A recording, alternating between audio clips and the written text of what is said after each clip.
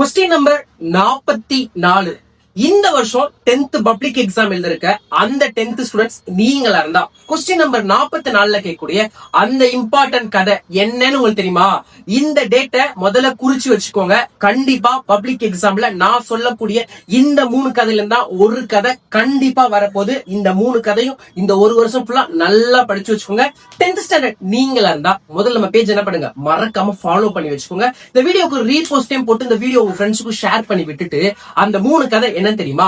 கோபாலபுரத்து மக்கள் அன்னமையா கதை, புதிய நம்பிக்கை மேரியோட கதை, பாய்ச்சல். இந்த 3 கதையில தான் கண்டிப்பா ஒரு கதை வரும். இதே மாதிரி கொஸ்டின் நம்பர் 43, கொஸ்டின் நம்பர் 45 அந்த 2 நெடுவினாவும் என்ன வரும்ன்றத நீங்க தெரிஞ்சுக்கணும்னா பேஜை ஃபாலோ பண்ணிட்டு கமெண்ட் செக்ஷன்ல 8 மார்க் கமெண்ட் பண்ணுங்க. அந்த பிடிஎஃப் உங்களுக்கு வரும். அது மட்டும் இல்ல, சென்னை சரௌண்டிங்ல இருக்கக்கூடிய 10th 12th 11th படிக்கக்கூடிய ஸ்டூடெண்ட் நீங்களா இருந்தா சீக்கிரமா பிளஸிங் டியூஷன் ஜாயின் பண்ணிக்கோங்க. இதே மாதிரி இம்பார்ட்டன்ஸ் வித் ஆன்சரோட நீங்க இங்க படிச்சீங்கன்னா 400க்கு மேல 500க்கு மேல உங்களால ஸ்கோர் பண்ணி சீக்கிரமா ஜாயின் பண்ணிக்கோங்க.